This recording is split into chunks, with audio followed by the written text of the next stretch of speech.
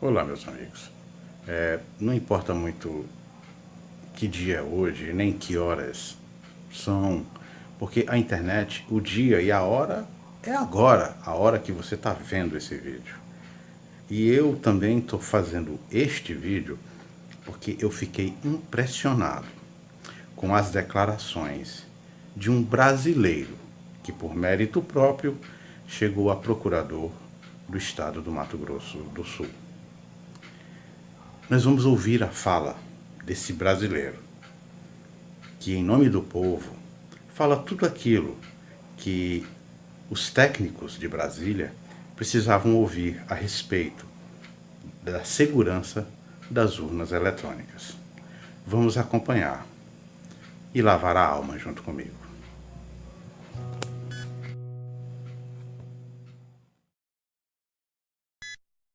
Por gentileza, o senhor se identifique para nós, até para fins de registro da secretaria, seu nome, onde trabalha, sua procedência, por favor. Me permita falar de pé, excelência, porque a minha cadeira aqui está estragada. Bom, esse é o problema. Eu sou Felipe Marcelo Gimenez, eu sou procurador do estado de Mato Grosso do Sul, minha OAB é MS 7580, estou aqui representando a Associação Pátria Brasil. E não é propriamente uma pergunta, excelência, eu quero usar uma expressão lá da tua terra. Nós somos advogados, o senhor é advogado, eu sou advogado. E quando esses cientistas falam da tecnologia da informação, nós ficamos mais perdidos que Cusco em procissão. Essa é uma frase muito dita lá. Pois é. Acontece que o nosso povo vem sendo enganado por essa máquina, essa arapuca, porque sempre que olhamos para o problema, tentamos enxergá-lo através da tecnologia. E, na verdade, excelência, nós temos que olhar para essa máquina com a luz da lei. Antes da ferramenta, deve prevalecer a ordem jurídica.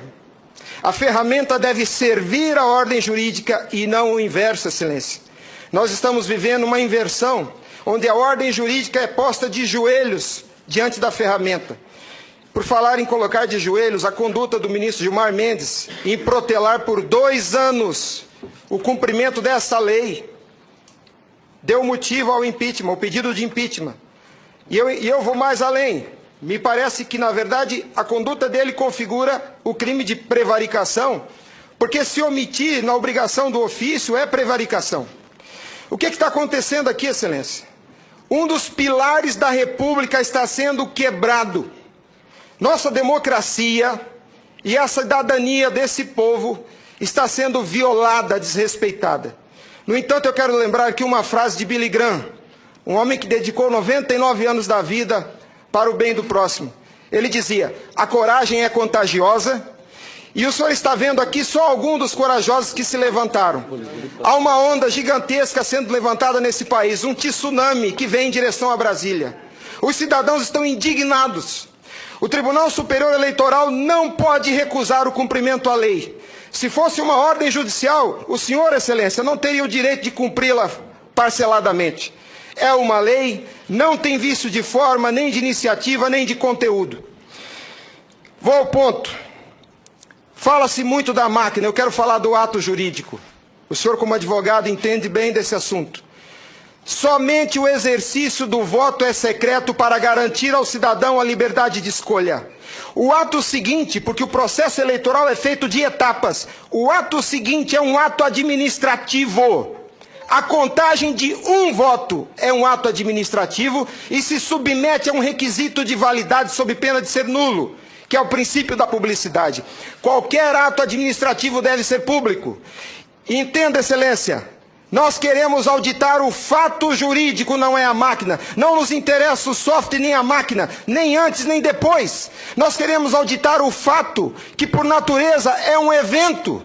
O evento se perde, por isso a necessidade de dar corpo físico ao fato da contagem do voto, para que se conheça, para que se cumpra o princípio da publicidade, porque a publicidade é erga omnes, é para todos os cidadãos, não é só para o eleitor que olha no visor. Essa contagem do voto deve ser feita para que todos os cidadãos tenham a oportunidade de fiscalizá-la. E não é a contagem de milhões de votos. É a contagem de um voto, de cada voto é um ato administrativo. E será nulo se não for público. Há vários princípios constitucionais que vêm sendo quebrados desde que essa arapuca foi inventada lá em 97. A cidadania, a publicidade, a moralidade, a legalidade e a própria república. Porque nós, cidadãos, não temos sido respeitados na nossa escolha. Nossa escolha só será respeitada se ela for retratada no corpo físico da impressão para cumprir o princípio da publicidade. O exercício do voto é secreto, mas a contagem deve ser pública. E qual que é a artimanha da urna? Ela estende o segredo do exercício até a última etapa. E o sagrado BU, eu vou usar uma expressão de alguém, eu não lembro quem é o proprietário dessa frase. A seita do Santo Byte tem no altar o BU. O BU não prova nada, excelência. Quando o BU é imprimido, já houve a contagem dos votos em segredo. A fraude já aconteceu, porque cada voto contado deve ser público. O BU informa ao senhor, excelência, o total. Nem no condomínio onde eu moro não aceitaria uma eleição assim. Imagine, excelência, se eu fosse candidato a síndico, colhesse a urna e fosse contar dentro do meu apartamento e voltasse e comunicasse aos condôminos. Aqui está o resultado, eu fui eleito. O BU é a prova da fraude, excelência. O BU é a prova da fraude. Doutora Simone, apesar de muito jovem, foi minha professora na faculdade. Ela é talvez a cabeça mais qualificada nesse Senado para rezar esse discurso, para dizer o que é um ato administrativo. Gostaria que ela estivesse aqui. O que acontece? Nós estamos sofrendo uma violação dos princípios republicanos, dos princípios constitucionais e principalmente, excelência, da cidadania. Porque nossa cidadania só existe na medida em que nosso voto seja respeitado. Porque ele é o instrumento do exercício da cidadania, porque através deles elegemos os nossos escolhidos. E a nossa eleição, a nossa escolha tem sido apurada em segredo e o fato se perde. Por isso que os adeptos da seita do Santo Byte dizem que nunca há fraude. Porque quando se procurar o fato dentro da máquina, ele já não está mais lá, ele está no BU. E o BU só tem o total da contagem dos votos, excelência. Nós precisamos olhar para esse problema sobre a ótica da lei. Sobre a ótica da lei. Nós não podemos continuar aceitando esse engodo. E a lei que os senhores votaram, com uma representação maciça da outorga popular, só os senhores têm legitimidade para representar o povo brasileiro. Só os senhores. Os ministros da Justiça não têm essa legitimidade. Eles estão usurpando dos senhores as suas competências. Eles estão colocando esse Congresso Nacional de joelhos, porque estão se recusando a cumprir a lei.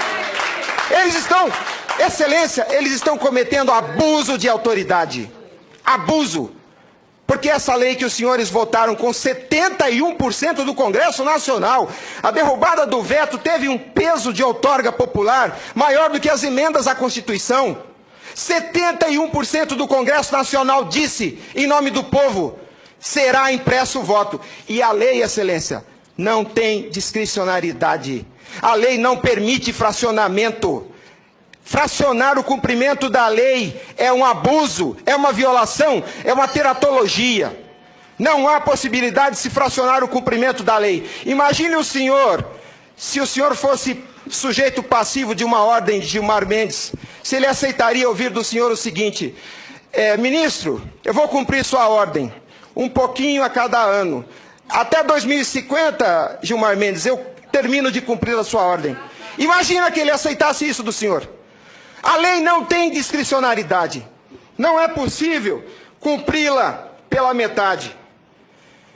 Em resumo é isso, excelência. E por fim, o direito dos senhores, a sua autoridade como representantes do povo está sendo vilipendiada. E por quem? Vou dizer mais. Não é por juízes. Os ministros, quando sentam na cadeira do Tribunal Superior Eleitoral para administrar esse serviço público, que é a eleição é um serviço público, não é jurisdição, não é um ato jurisdicional. Quando eles lá, sentados em seus gabinetes, estão administrando o processo eleitoral, são administradores sujeitos aos princípios constitucionais, como qualquer agente do executivo. A hibridez da justiça eleitoral tem confundido o povo. Mas a competência se dá, a função se dá em razão do cargo, não do indivíduo. Quando eles estão se desincumbindo do processo eleitoral, estão executando ato administrativo, não são juízes. E vejam o absurdo, excelência, um administrador público que por acaso usa toga, se arvoca o poder de desrespeitar a lei que os senhores votaram. Nossa república está à beira do abismo.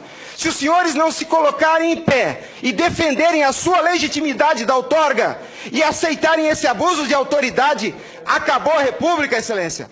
Acabou a cidadania. Então nós somos escravos. Nós seremos escravos se a nossa escolha e a lei que os senhores votaram não for respeitada. Obrigado.